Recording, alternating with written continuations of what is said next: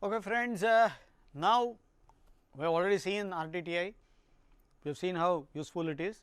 Now we are going to see one very important operator called dynamic cast and three other operators which are not all that critical, but dynamic cast is very critical because it is being used with RTTI.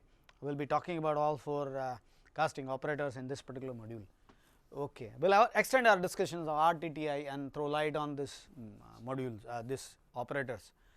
There are three operators: static cast, reinterpret cast and const cast. They are extending C style casting in C++, especially ANSI C++, which was extended in 98. Dynamic cast is very important. Now, dynamic cast, remember our downcasting example. Dynamic cast actually cast one type of pointer into the other only if it is relevant and not otherwise. Okay. So, that is the reason why it is very critical, and dynamic cast operates only on polymorphic object pointers or references and nothing else, and we will see how to work with that. Okay. And the great thing about dynamic cast is it is most flexible. You do not need to like worry about the hierarchy. You change the hierarchy, the code will not change. That is the power of dynamic cast, and we will again, as I see it, will look at an example. Okay. It can actually replace multiple type ID comparisons. Okay. Static cast is used for normal C type casting. Reinterpret cast is something which is used for unconventional pointer to integer or integer to pointer kind of casting issues. And const cast is a strange cast introduced. What does it do? It will convert a non-const, but converted to const kind of value, they are called contextual const values, into non-const values. Okay. We will see all examples of all of them to understand. Okay. Consider a case that we have already seen in the previous module. We had this: if type ID R news is type ID text, then we will do well enable printing. But then what if the text is also inherited into HTML text and RTF text, two more classes. Okay. Now, the hierarchy is extended. I need to extend this. Is a type ID R news is text, or R news is S text, HTML text, or RTF text. Any one of them is true, then enable print, otherwise not.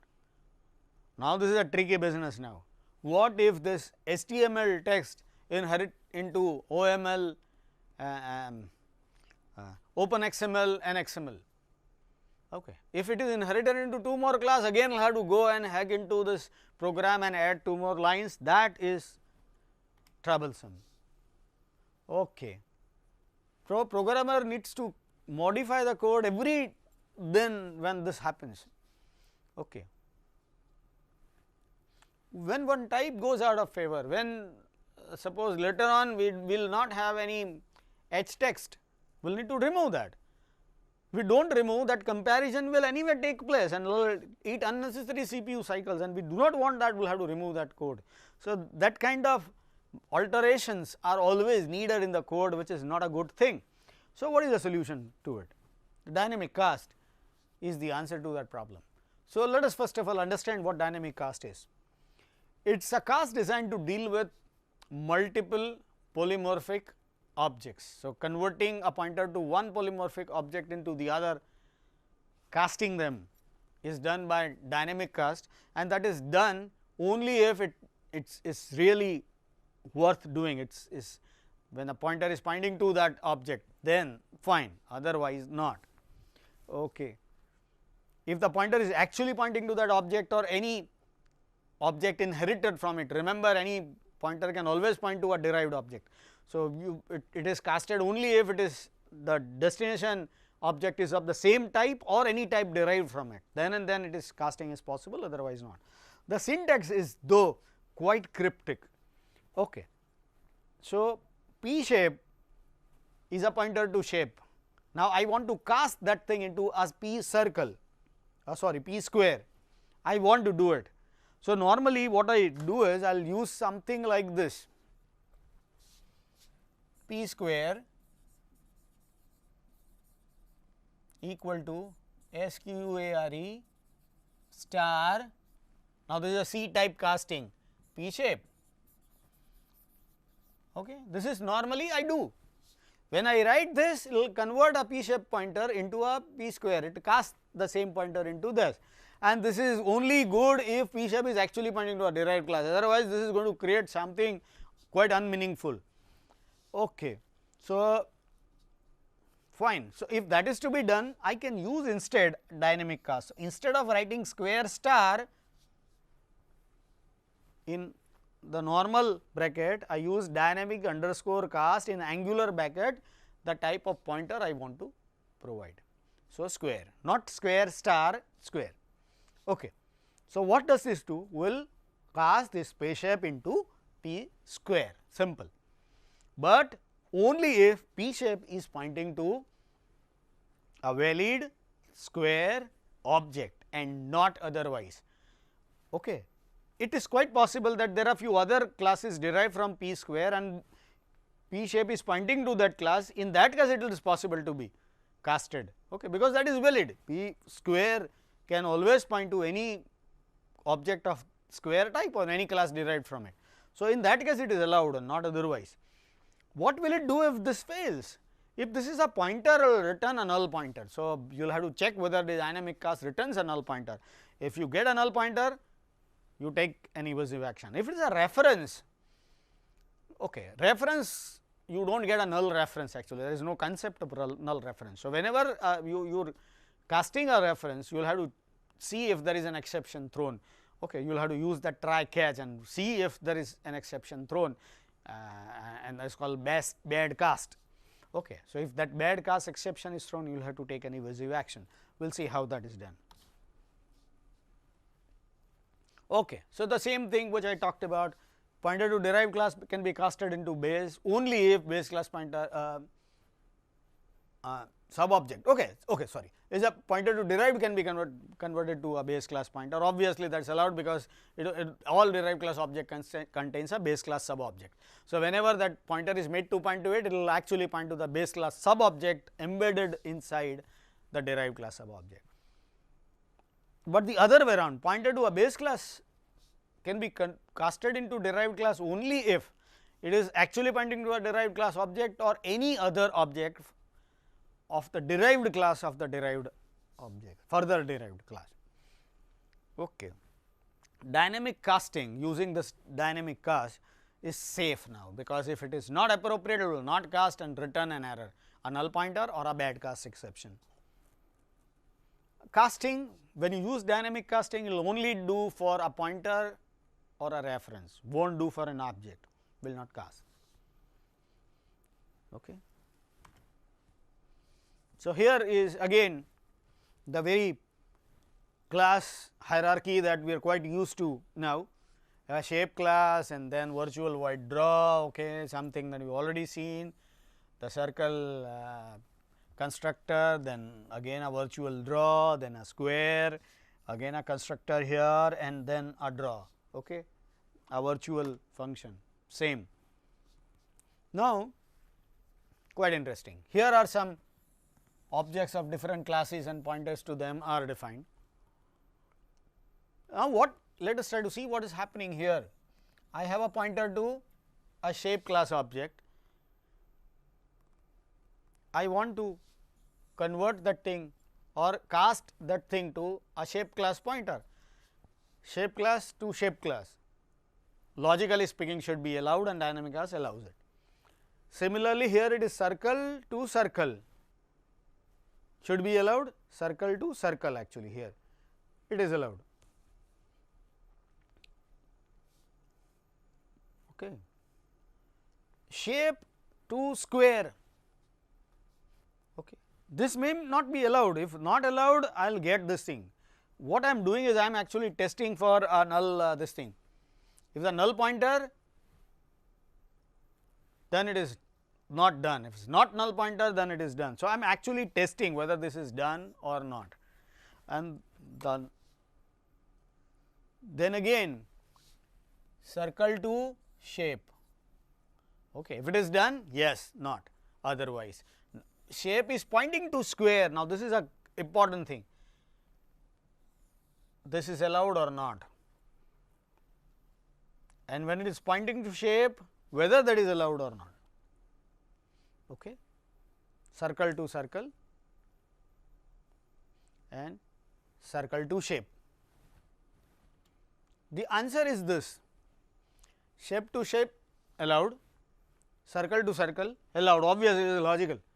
No shape to square pointer is allowed, obviously. Why? Because shape pointer, you have taken an object of a pointer to actually a shape object itself. So, when we are casting to circle pointer, it should not be allowed, and that is right. Circle to shape is also allowed. We have a pointer to circle, okay. Pointer to shape, now that is converted, that is allowed. But when P shape points to an object of square, the other is also allowed. Shape to square is allowed. Okay. A pointer to shape converts to pointer to square, allowed. Here pointer to circle to pointer to shape was not allowed. Here it is allowed because it is actually pointing to square. When it is pointing to T shape, it is not allowed. Okay. When it is pointing to P circle is pointing to a circle object, I can actually cast that thing to P shape, that is allowed. Okay. But then in that case, the P shape will only access the top part, the shape sub object of it. Okay. Now, look at the code with dynamic cast. I had multiple type ID R news double equal to type ID text, then type ID h text, then type ID, all that we had 3-4 statements. Now, all of them are converted into the single statement. It says that R news is casted into text. Okay. Now, dynamic cast is successful only if the R news is actually pointing to either text or any class derived from its htags or RTF or whatever. Okay. Then and then this is done. Even if hierarchy changes, it does not make any difference to it, because it just says that any class derived from it, and that it does on the basis of the hierarchy at runtime. If the hierarchy is really huge, this dynamic cast statement will take a lot of time executing, and that is the overhead, but that is the power also. I do not need to change the code even if my hierarchy is big or small or whatever. Okay. I will just do it, and because it is basically an operator, this is reference. As I said, if it is a reference, then if the R news is not derived from text or text itself, then this casting, this dynamic casting is going to fail, and the dynamic casting is going to fail is going to throw an exception called bad cast. Okay. So, I am embedding this thing into try, and in the case I will take care of the bad cast, and my job is done. This is how the process with dynamic cast is done. What is the advantage of using a dynamic cast? Okay. Serif of type ID are replaced by a single dynamic cast statement. A single statement checks for all classes. I do not need to specify class 1, text, R text, whatever, I do not need to. A single statement does everything. Okay. And check continues working for a changed hierarchy, because the statement, my dynamic cast just converts one type of pointer into the other irrespective of what the hierarchy is. It depends on the hierarchy, but does not require to specify me what the hierarchy is. So, if the hierarchy changes outside the context of this particular statement, absolutely fine with it. We do not need to make any changes to the program itself, and that is very great solution. And that also helps a library designer to code independent of the hierarchy of the library user. Okay. And that is again an advantage here.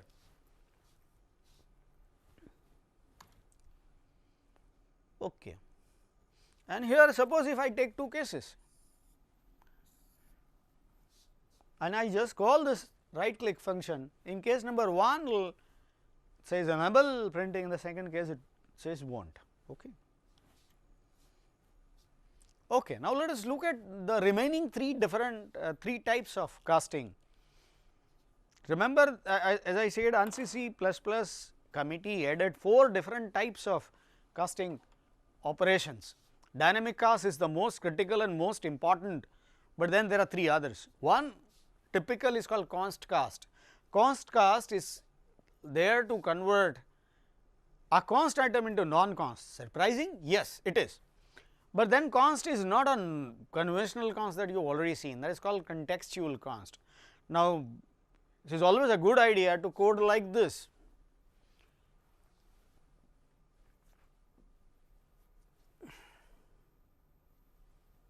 Suppose if I say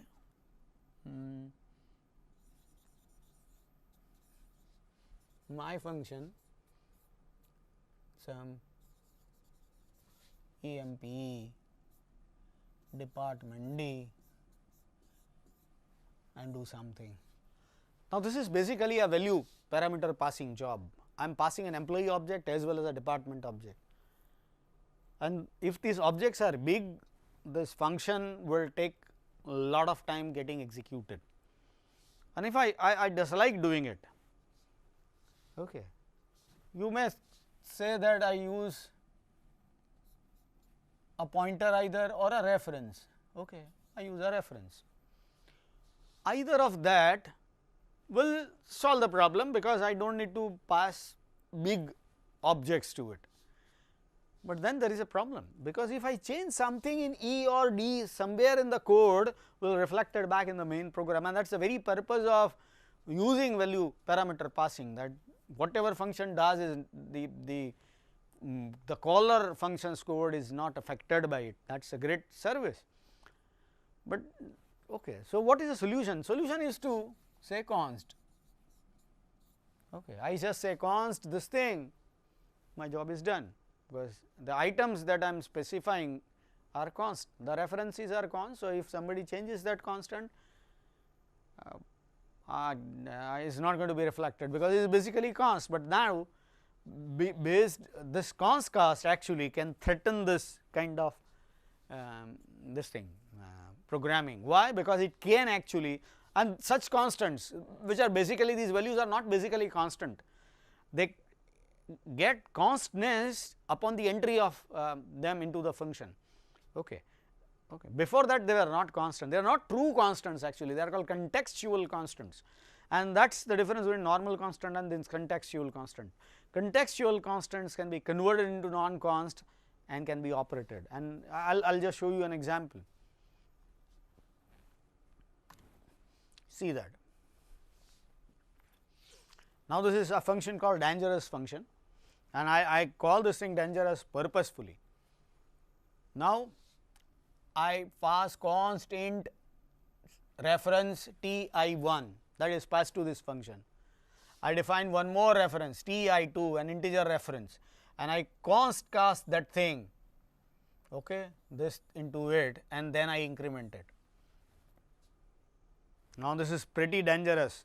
See, if you are a programmer, you will just get this prototype function which gets const int reference, and you pass an integer value to it, call the function passing an integer parameter to it. After that, you assume that the integer parameter, whatever has happened to in that function, the integer parameter value is not changed. Unfortunately, this code actually changes it. See, again let us try to understand. This is the constant, seemingly contextual constant, value is passed, it is casted into non-const reference, and that non-const reference is incremented, the value anyway is incremented. So, now the effect of this is quite interesting. I have two values, one is a normal integer with value 10 and a constant integer with value 10, and I am calling dangerous function for both of them. What the output is? The value of I1 is 10 and I2 is 10 before calling the function.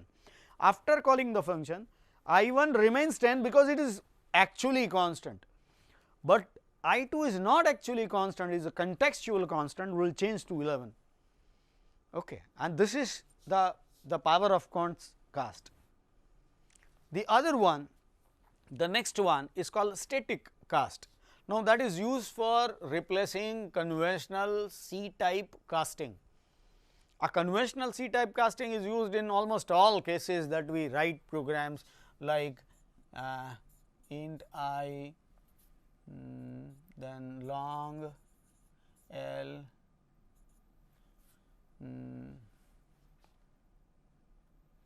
something like equal to long, something like this. Okay. I am casting it, or the other way around, both are acceptable. Okay, I am casting I into long. Okay. So, both ways are. So, either if I use this, sorry,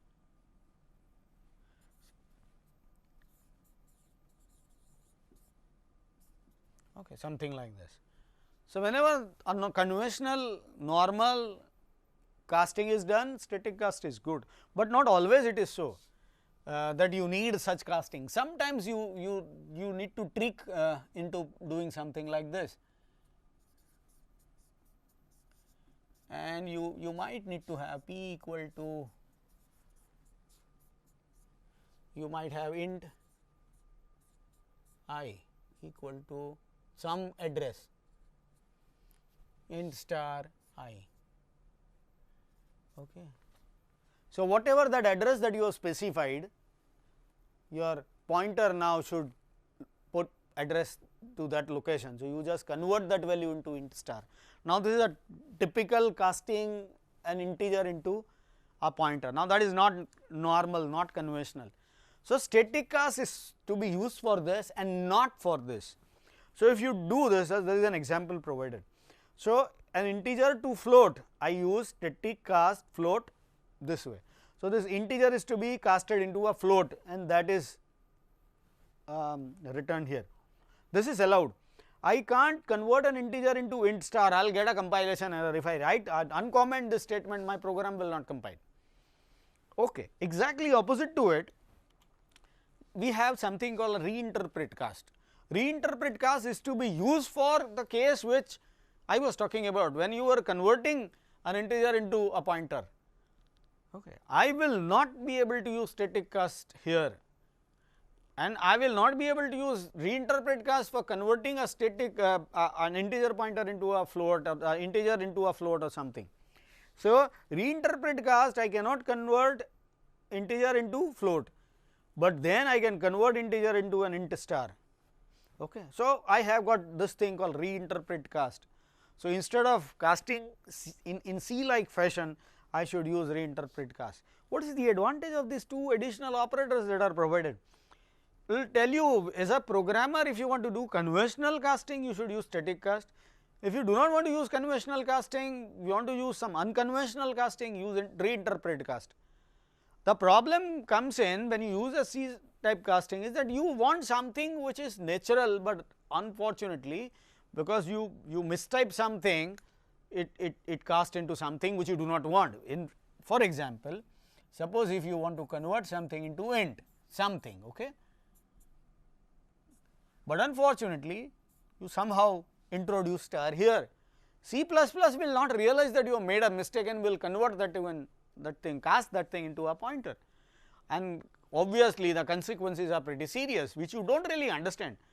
So, if your program, if you are fortunate, your program will start misbehaving immediately, and you realize that there is something wrong, and most probably it is associated with the latest changes that you have made with the program, you will be able to rectify that.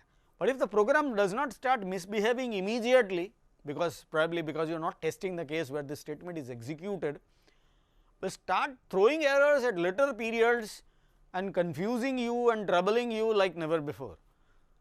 So, such an error is very hard to catch, okay, and that is the reason why C++ standardization committee has provided this.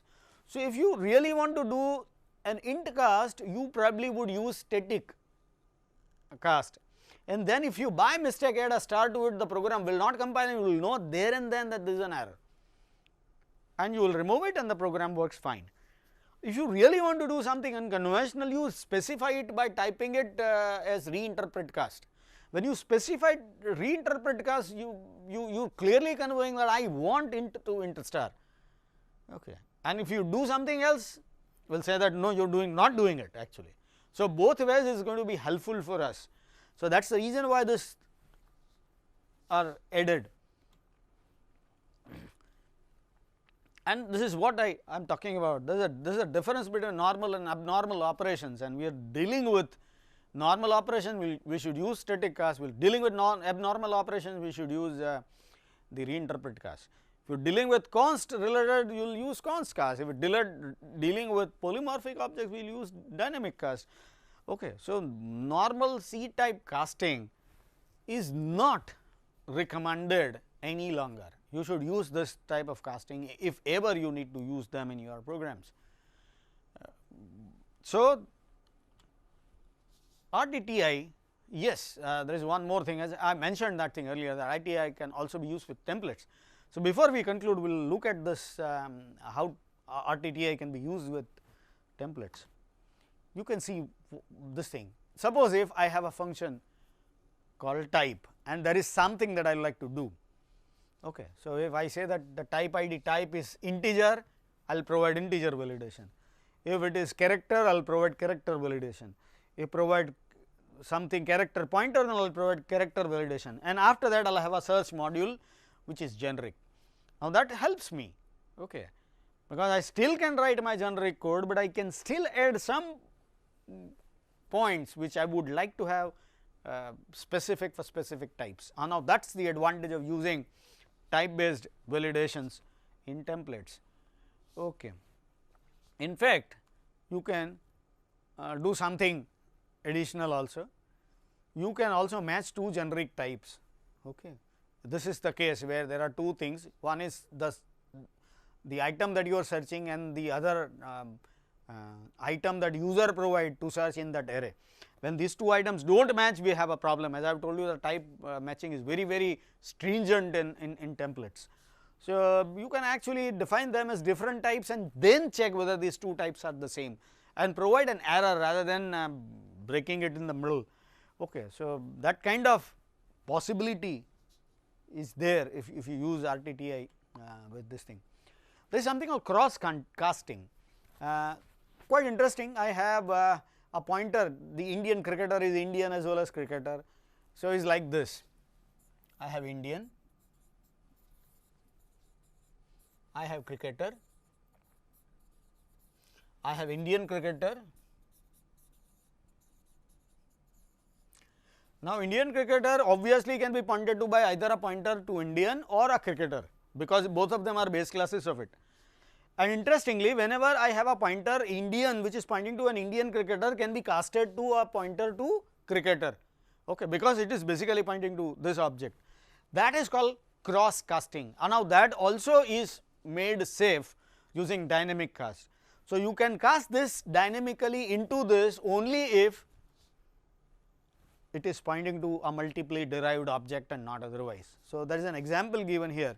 So, you can do something like this, pre cricketer equal to pre Indian, this is cross casting, which is pretty dangerous, but you can say pre cricketer is equal to dynamic cast cricketer star P Indian.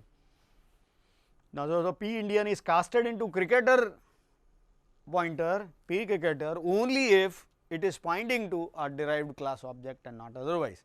Okay. And you should actually have this is a pointer. So, you should check whether pre cricketer is a null. If it is null, it is not casted, and you should display appropriate error message. But the safer cross casting is also possible with this thing, the RTTI. So, with that note, we will conclude our module on RTTI and casting operations. What we have seen in this module are 4 different types of casting operators provided by ANSYS C++: dynamic cast, static cast, const cast, and reinterpret cast. We have seen that dynamic cast is used for polymorphic objects, const cast is used to cast contextual constant, non-constant into non-constant, static cast for doing normal C type casting operations, reinterpret cast is to cast uncommon operation of casting like converting an int into instar and so on. With that note, we will conclude our discussion on RTTI and casting operations. Thank you, friends.